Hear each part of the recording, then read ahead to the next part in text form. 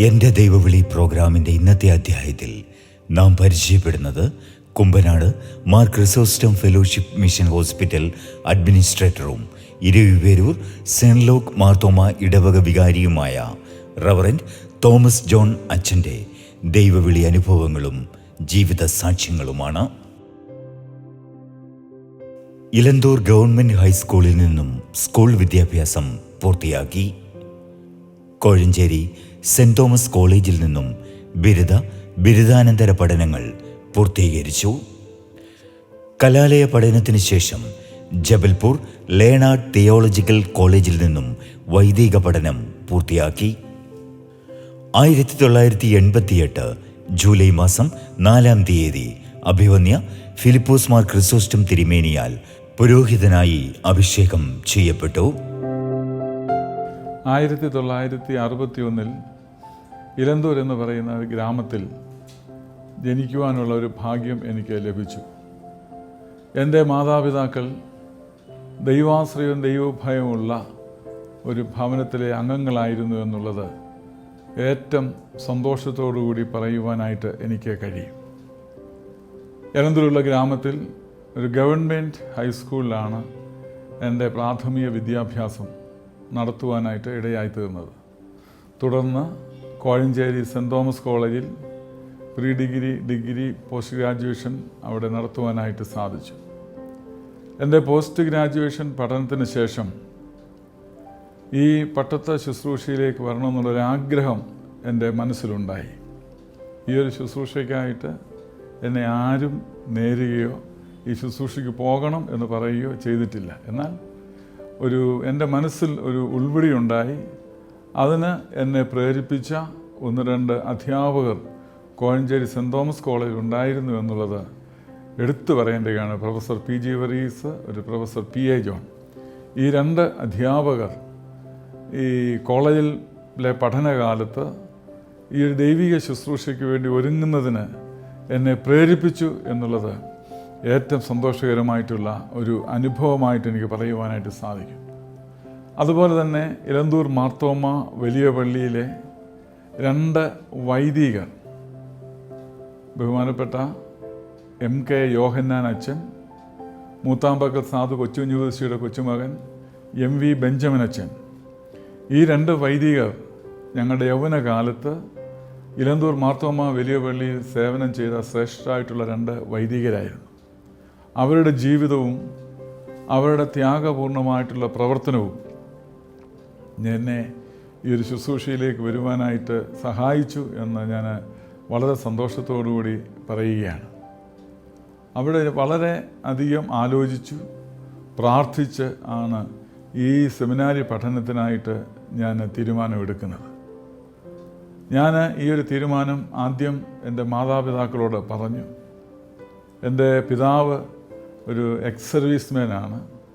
വലിയ ഭക്തനായിട്ടുള്ള മനുഷ്യനൊന്നും ആയിരുന്നില്ല. എന്നാൽ എനിക്ക് വളരെ സന്തോഷത്തോടെ പറയുവാനായിട്ട് സാധിക്കും, ഒരു നല്ല മനുഷ്യനായിരുന്നു എന്ന് പറയുവാനായിട്ട് സാധിക്കും. എൻ്റെ പിതാവിനോട് ആദ്യം ഈ കാര്യം ഞാൻ പറഞ്ഞപ്പോൾ എൻ്റെ പിതാവ് എന്നോട് പറഞ്ഞത്, നിൻ്റെ തീരുമാനം നല്ല തീരുമാനമാണ്, പക്ഷേ എനിക്കൊന്ന് മാത്രമേ പറയാനായിട്ടുള്ളൂ. ഈ തീരുമാനം ദൈവികമായിട്ടൊരു വിളിയാണ് എന്ന് മനസ്സിലാക്കി ആ ഒരു ചിന്തയോടുകൂടെ ഈ ശുശ്രൂഷയിൽ നീ പ്രവേശിക്കണം. ഒരിക്കലും പണത്തിനോട് നിനക്ക് ആർത്തി ഉണ്ടാകരുത്. എൻ്റെ പിതാവ് എനിക്ക് തന്ന ഒരു വലിയ ഉപദേശമാണ്. എൻ്റെ ജീവിതത്തിൻ്റെ അന്ന് മുതൽ ഇന്ന് വരെയും ആ പിതാവ് കാണിച്ചു തന്ന ആ ഒരു വലിയ ഒരു മാതൃക പിന്തുടരുവാനായിട്ട് എനിക്ക് കഴിഞ്ഞു എന്നുള്ളത് എടുത്തു പറയുവാനായിട്ട് സാധിക്കും. അതോടൊപ്പം തന്നെ കുഞ്ഞുങ്ങൾക്ക് വേണ്ടി കരഞ്ഞ് പ്രാർത്ഥിക്കുന്ന മാതാപിതാക്കൾ ഞങ്ങൾക്കുണ്ടായിരുന്നു. 2 മക്കളെയും ദൈവകരങ്ങളിൽ വഹിച്ച് അവർക്ക് വേണ്ടി കണ്ണുനീരോടെ പ്രാർത്ഥിക്കുന്ന മാതാപിതാക്കൾ. എന്നെ വളർത്തിയത്, എൻ്റെ മാതാവും പിതാവും ജോലിസ്ഥലത്തൊക്കെ ആയിരുന്നതിനാൽ എന്നെ വളർത്തിയത് എൻ്റെ വല്യപ്പച്ചനും വല്യമ്മച്ചിയും. രാത്രിയിൽ ഒരു 2 മണിയാകുമ്പോൾ ചില സമയങ്ങളിൽ ഈ കരച്ചിൽ കേട്ട് ഞാൻ ഉണർന്ന് നോക്കുമ്പോൾ കാണുന്ന കാഴ്ച, എൻ്റെ വല്യമ്മച്ചി നിലത്തിരുന്നു കൊണ്ട് കരഞ്ഞ് പ്രാർത്ഥിക്കുകയാണ്. ആ കരച്ചിലിൻ്റെ ശബ്ദം പല രാത്രികളിൽ ഞാൻ കേട്ടിട്ടുണ്ട്. അവിടെ പ്രാർത്ഥന വളരെ ശ്രദ്ധയോടുകൂടി കേട്ടപ്പോൾ മനസ്സിലായത് അവർ പ്രാർത്ഥിക്കുന്നത് കുഞ്ഞുങ്ങളുടെ നന്മയ്ക്ക്. അവർ പറയുന്നത്, ആ പ്രാർത്ഥനയിൽ പ്രധാനമായിട്ട് പറഞ്ഞത്, ഞങ്ങളുടെ കുഞ്ഞുങ്ങൾക്ക് ലൗകികമായിട്ടുള്ള ഒരു സുഖ സൗകര്യങ്ങളും കൊടുക്കേണ്ട കർത്താവേ, ഒരിക്കലും നിൻ്റെ വഴിയിൽ നിന്ന് മാറിപ്പോകാൻ നീ അവരെ അനുവദിക്കുക. ഇതായിരുന്നു ആ വല്യമ്മച്ചിയുടെയൊക്കെ പ്രാർത്ഥന. അതുപോലെ തന്നെ എൻ്റെ വല്യപ്പച്ചൻ ഞങ്ങളെ 2 കൊച്ചുമക്കളെയും മുടങ്ങാതെ സൺഡേ സ്കൂളിൽ കൊണ്ടുപോകുന്ന ഒരു അനുഭവം ഉണ്ടായി. ഞായറാഴ്ച നിർബന്ധമായിട്ടും സൺഡേ സ്കൂളിലും പള്ളിയിലും പോയിരിക്കണം എന്നുള്ളത് അവിടെ ഒരു ചിട്ട തന്നെയായിരുന്നു. ഒരു ദിവസം സ്കൂളിൽ പോയില്ലെങ്കിൽ ഒന്നും പറയത്തില്ല, എന്നാൽ ഞായറാഴ്ച സൺഡേ സ്കൂളിൽ പോയില്ലെങ്കിൽ അത് അപ്പച്ചന് വലിയ വിഷമമാണ്. അതുകൊണ്ട് ഒരു ഞായറാഴ്ച പോലും സൺഡേ സ്കൂളിലും പള്ളിയിലും മുടക്കുവാനായിട്ട് ശ്രമിച്ചിരുന്നില്ല എന്നുള്ളത് എൻ്റെ ജീവിതത്തിലെ എടുത്തു പറയത്തക്ക ഒരു അനുഭവമാണ്. അങ്ങനെ ആ ഒരു പൈതൃകം, ആ നല്ലൊരു പാരമ്പര്യം ലഭിച്ചു. ജബൽപൂർ ലേണാർഡ് തിയോളജിക്കൽ കോളേജിൽ ഒരു വൈദ്യ വിദ്യാർത്ഥിയായിട്ട് ഞാൻ ചേർന്നു. മാർത്തോമാ സഭയുടെ കർണാടക ഹോസ്കോട്ട് മിഷൻ ഫീൽഡിൽ ദീർഘവർഷങ്ങൾ മിഷണറിയായി റവറൻഡ് തോമസ് ജോൺ അച്ഛൻ സേവനം അനുഷ്ഠിച്ചു. മാർത്തോമാ സുവിശേഷ പ്രസംഗ സംഘത്തിൻ്റെ സഞ്ചാര സെക്രട്ടറിയായി 6 വർഷങ്ങൾ ശുശ്രൂഷ ചെയ്തു. ആ ജബൽപൂരിലെ ആ ഒരു പഠനം എൻ്റെ ജീവിതത്തിൽ വളരെയധികം സ്വാധീനം ചെയ്ത കാലങ്ങളായിരുന്നു. പല സംസ്ഥാനങ്ങളിൽ നിന്നുള്ള ആളുകളുമായിട്ട് ഒന്നിച്ച് പഠിക്കുവാനുള്ള അനുഭവം. അങ്ങനെ വൈദിക വിദ്യാഭ്യാസം പൂർത്തിയായി മാർത്തോമാ സഭയിലെ ഒരു പട്ടത്ത ശുശ്രൂഷയിലേക്ക് പ്രവേശിച്ചു. ജൂലൈ മാസം 1988 ജൂലൈ മാസം 4-ാം തീയതി കാലം ചെയ്ത ഫിലിപ്പോസ് മാർ ക്രിസോസ്റ്റം വലിയ മെത്രാപ്പോലിത്തയാൻ പട്ടം കെട്ടപ്പെട്ടു. എൻ്റെ ആദ്യത്തെ അപ്പോയിൻമെൻറ്റ് കർണാടകത്തിലുള്ള ഒരു മിഷൻ ഫീൽഡിലായിരുന്നു. ഹോസ്കോട്ട് മിഷൻ ഫീൽഡിൽ ദീർഘനാളുകൾ ഒരു മിഷണറിയായിട്ട് പ്രവർത്തിക്കാനുള്ള വലിയൊരു ഭാഗ്യം എനിക്ക് ലഭിച്ചു. ആ കർണാടകത്തിലെ പ്രവർത്തനങ്ങൾ എൻ്റെ ജീവിതത്തെ വളരെയധികം സ്വാധീനിച്ച നാളുകളായിരുന്നു. സാധുക്കളായിട്ടുള്ള ഗ്രാമീണരോടൊപ്പം അവരുടെ കുടിലുകളിൽ താമസിച്ചുകൊണ്ട് അവർ തന്ന ഭക്ഷണം കഴിച്ച് അവരോടൊപ്പം താമസിച്ച് പ്രവർത്തിച്ചതായിട്ടുള്ള അനുഭവം എൻ്റെ ജീവിതത്തിൽ ഏറ്റവും വലിയ സന്തോഷത്തിൻ്റെ നാളുകളായിരുന്നു അത്. ആ നാളുകളിൽ അവിടെ പല ഗ്രാമങ്ങളിലും ദേവാലയങ്ങൾ പണിയുവാനും അതുപോലെ തന്നെ അവിടെ ഒരു നേഴ്സിംഗ് സ്കൂൾ ആരംഭിക്കുവാനും ദൈവം കൃപ ചെയ്തു എന്നുള്ളത് ഏറ്റവും സന്തോഷത്തോടുകൂടി എടുത്തു പറയുവാനായിട്ട് സാധിക്കും. ആ ഗ്രാമങ്ങളിലുള്ള ആളുകളുടെ സ്നേഹം ഇന്നും നിലനിൽക്കുന്നുണ്ട്.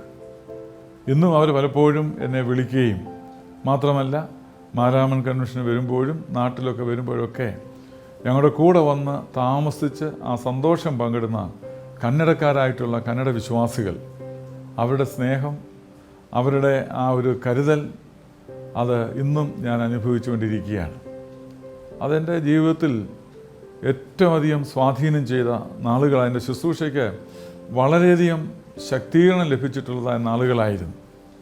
ആ വിശ്വാസികളുടെ പ്രാർത്ഥന, അവരുടെ സ്നേഹം.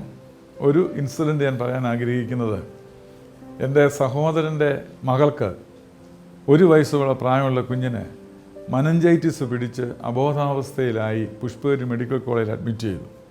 അന്ന് ഞാൻ കർണാടകത്തിൽ ഗണകൽ എന്ന് പറയുന്നൊരു ഗ്രാമത്തിൽ വൈകിട്ട് പ്രാർത്ഥനയ്ക്ക് പോയപ്പോഴാണ് ഈ സംഭവം അറിയുന്നത്. പെട്ടെന്ന് ആ രാത്രി തന്നെ അവിടുന്ന് ഞാൻ ബസ്സിന് കയറി നാട്ടിൽ വന്നു. എൻ്റെ ആ വിശ്വാസികളോട് ഞാൻ ഈ കാര്യം പറഞ്ഞു. അവർ പറഞ്ഞു, അച്ഛൻ വിശ്വാസത്തോടെ പോ, അച്ഛൻ മടങ്ങി വരുന്നിടം വരെ ഈ ചാപ്പലിലെ പ്രാർത്ഥന മുടങ്ങത്തില്ലെന്ന് പറഞ്ഞു. ഞാൻ വിശ്വസിക്കുന്നത് അവരുടെ പ്രാർത്ഥനയുടെ ഫലമായി ആ കുഞ്ഞിന് പൂർണ്ണ സൗഖ്യമില്ല. ഞാൻ തിരിച്ചു ചെല്ലുന്ന ദിവസം വരെയും എന്നും ആ ചാപ്പലിൽ പ്രാർത്ഥനയുണ്ടായിരുന്നു.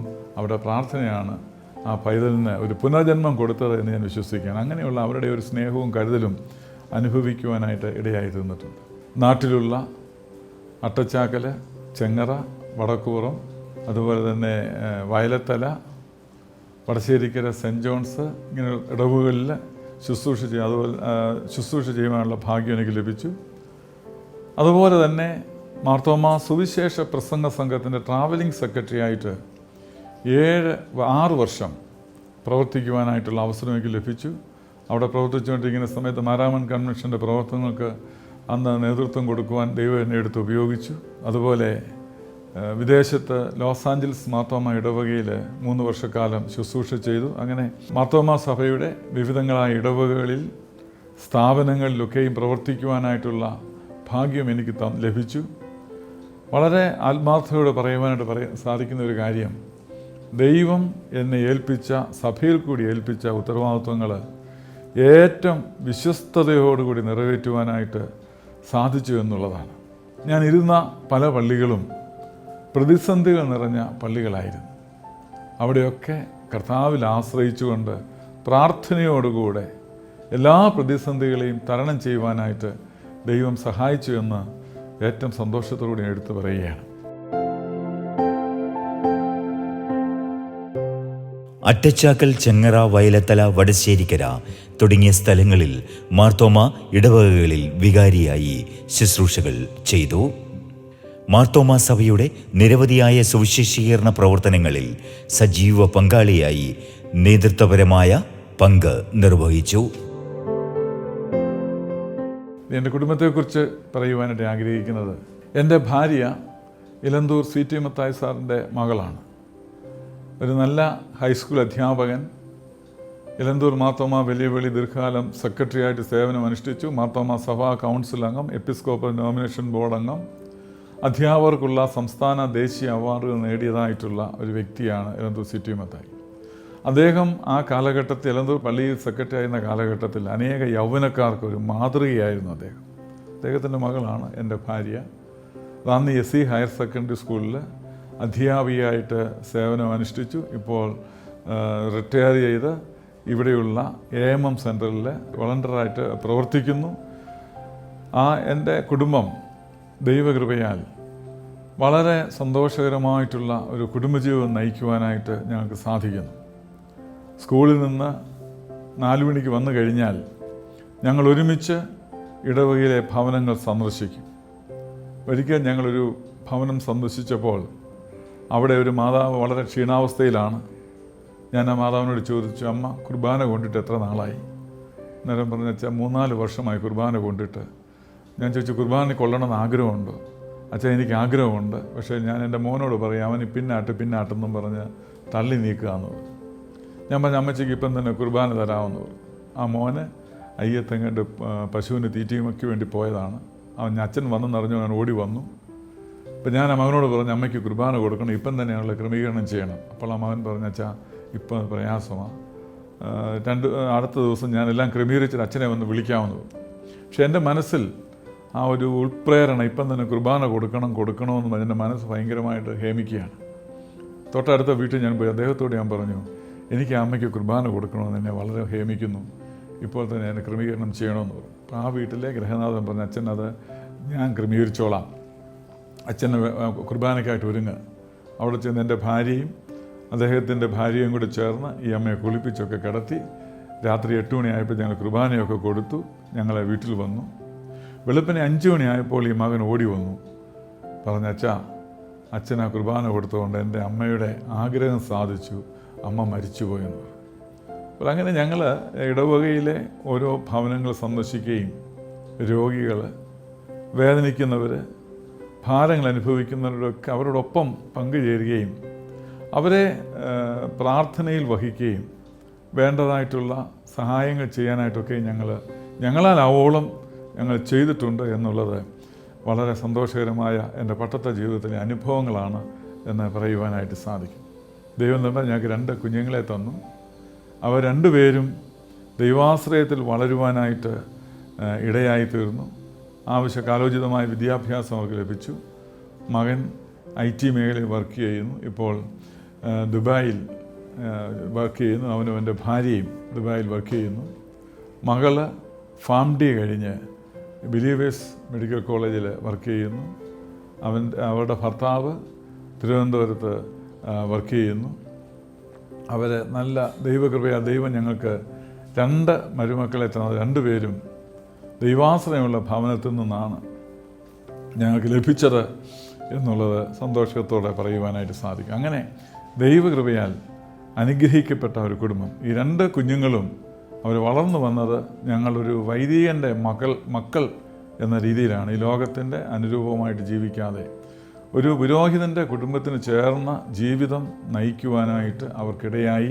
ആ ഒരു രീതിയിൽ തന്നെയാണ് ദൈവകൃപയാൽ ഇപ്പോഴും അവരുടെ ജീവിതം മുൻപോട്ട് പോകുന്നത് എന്ന് പറയുവാനായിട്ട് സാധിക്കും.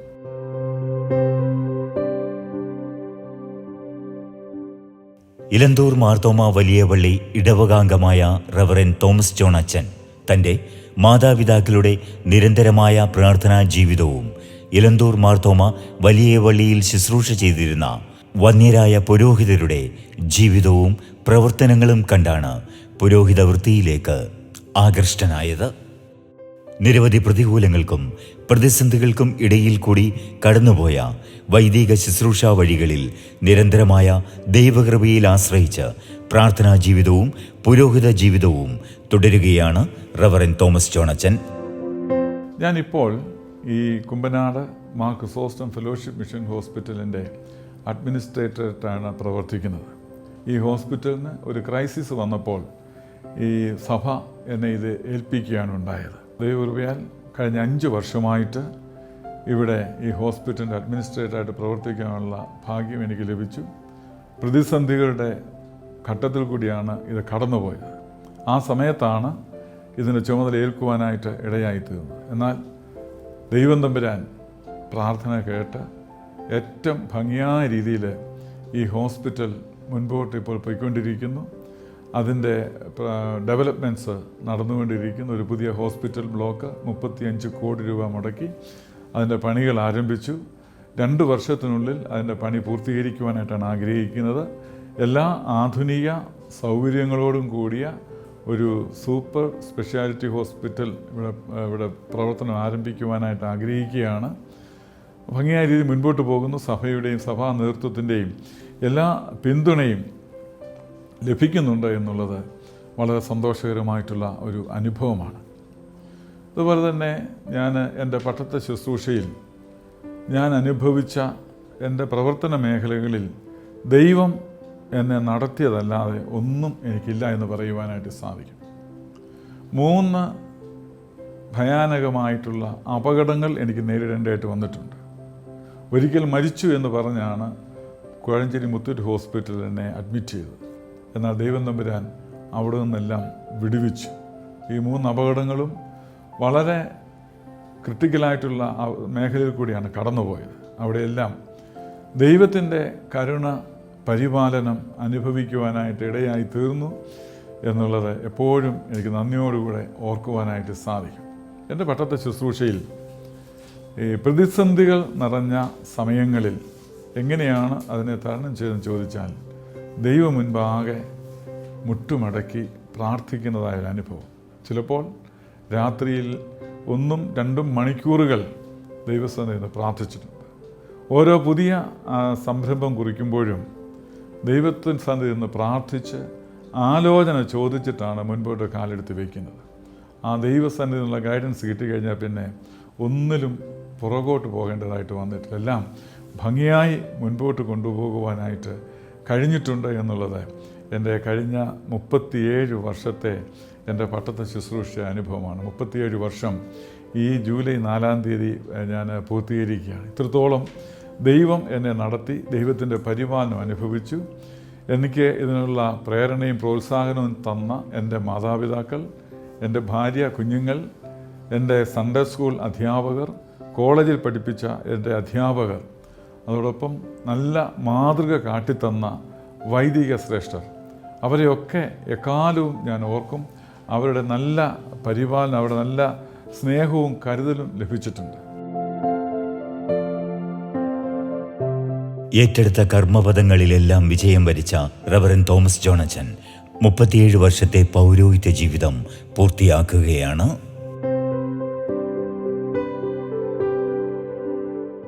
എൻ്റെ പട്ടത്തെ ശുശ്രൂഷയിൽ പ്രവേശിച്ച സമയത്ത് ഞാൻ ജബൽപൂർ സെമിനാരിയിൽ പഠിക്കുവാനായിട്ട് ഞാൻ പോവുകയുണ്ടായി. ജബൽപൂർ സെമിനാരി പഠിക്കുവാനായിട്ട് പോയപ്പോൾ എൻ്റെ പിതാവ് എന്നോട് പറഞ്ഞു, ഞാൻ ജബൽപൂരിലൊക്കെ ജോലി ചെയ്ത ആളാണ്, അവിടെ വന്ന് നിന്നെ കൂട്ടിക്കൊണ്ട് പോരാം എന്ന് പറഞ്ഞു. എന്നാൽ നവംബർ മാസത്തിൽ എനിക്ക് കിട്ടുന്ന ഒരു ടെലഗ്രാം, എൻ്റെ പിതാവ് ഈ ലോകത്തോട് യാത്ര പറഞ്ഞു എന്നാണ്. 48-ാമത്തെ വയസ്സിൽ എൻ്റെ പിതാവ് ഈ ലോകത്തോട് യാത്ര പറഞ്ഞു. അന്ന് ടെലിഫോൺ സൗകര്യങ്ങളൊന്നുമില്ല. ടെലഗ്രാം അടിച്ചു. മരിച്ചതിൻ്റെ 2ാമത്തെ ദിവസമാണ് ടെലഗ്രാം കിട്ടിയത്.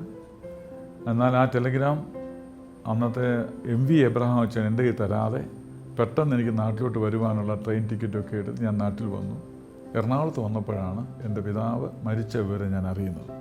എറണാകുളത്ത് എന്നെ കൂട്ടിക്കൊണ്ട് പോരാനായിട്ട് എൻ്റെ ഗ്രാൻഡ് ഫാദറൊക്കെ അവിടെ വന്നിട്ടുണ്ടായിരുന്നു. അങ്ങനെയാണ് ഞാൻ അറിയുന്നത്. നാട്ടിൽ വന്നു, പിതാവിൻ്റെ ശവസംസ്കാര ശുശ്രൂഷയിൽ പങ്കെടുത്തു. എൻ്റെ ജീവിതത്തിലെ കർത്താവിൻ്റെ വേലയ്ക്ക് വേണ്ടി ഇറങ്ങിയിട്ട് എന്നെ ഏറ്റവും അധികം വേദനിപ്പിച്ച ഒരു ദിവസങ്ങളായിരുന്നു അത്. ഞാൻ ദൈവത്തോട് ഇപ്രകാരം പറഞ്ഞു, കർത്താവേ, നിൻ്റെ വേലയ്ക്ക് വേണ്ടി ഇറങ്ങിയിട്ട് എൻ്റെ ജീവിതത്തിൻ്റെ ആദ്യത്തെ അനുഭവം ഈ വേദന നിറഞ്ഞ അനുഭവമാകുന്നുവെങ്കിൽ ഞാൻ ഇനി സെമിനാരിയിൽ പഠിക്കാൻ പോകുന്നില്ല എന്ന് ഞാൻ തീരുമാനിച്ചു. എന്നാൽ കാലം ചെയ്ത ഈശോ തിരുമേനി അടൂരുള്ള അദ്ദേഹത്തിൻ്റെ അരമനയിൽ എന്നെ വിളിപ്പിച്ചിട്ട് ഇപ്രകാരം പറഞ്ഞു, കുഞ്ഞെ, കർത്താവിൻ്റെ വേലയ്ക്ക് വേണ്ടി ഇറങ്ങിയെങ്കിൽ ഇത് തുടങ്ങിയതേ ഉള്ളെന്ന്. ഇനി ഇതിനെക്കാട്ടിൽ ഭയാനകമായ അനുഭവങ്ങൾ നേരിടേണ്ടതായിട്ട് വരും.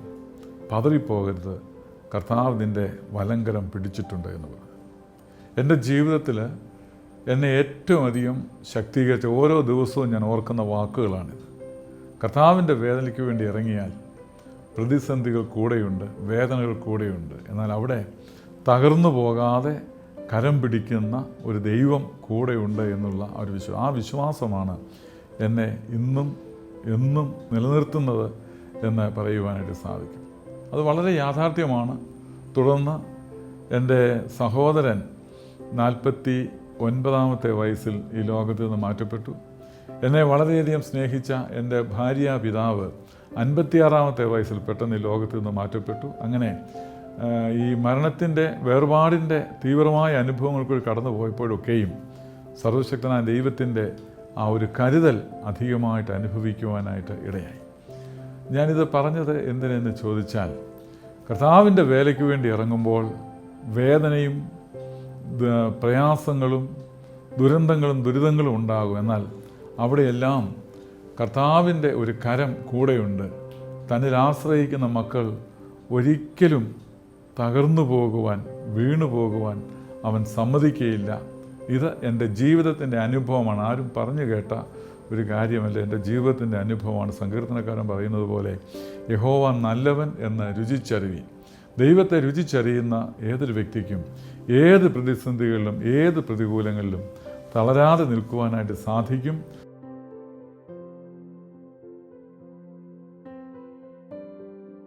എനിക്ക് പുതിയ ശുശ്രൂഷയിലേക്ക് വരുവാൻ ഒരുങ്ങുന്നവരോട് പറയുവാനായിട്ടുള്ള ഒരു കാര്യം, ഇതൊരു ദൈവവിളിയാണ്, മാനുഷികമായിട്ടുള്ള വിളിയല്ല. ദൈവം തമ്പുരാനാണ് വിളിക്കുന്നത് എന്നുള്ള ആഴമായ ബോധം ഓരോ വ്യക്തിയുടെയും ജീവിതത്തിൽ ഉണ്ടായിരിക്കേണ്ടത് ആവശ്യമാണ്. ദൈവം വിളിച്ചു എന്നുള്ള ആഴമായ ബോധത്തോടുകൂടെ ഈ ശുശ്രൂഷയിലേക്ക് കടന്നു വരുന്നുണ്ടെങ്കിൽ ശുശ്രൂഷാ മേഖലയിൽ വിജയത്തിൻ്റെ പടവുകൾ ചവിട്ടിക്കയറുവാനായിട്ട് സാധിക്കും. അതിന് വരും തലമുറയെ ദൈവം ഒരുക്കട്ടെ എന്നുള്ള പ്രാർത്ഥനയോടുകൂടെ അതിന് ദൈവം എല്ലാവരെയും സഹായിക്കട്ടെ എന്ന് പ്രാർത്ഥിച്ചുകൊണ്ട് ഞാൻ എൻ്റെ വാക്കുകളെ ഉപസംഹരിക്കും.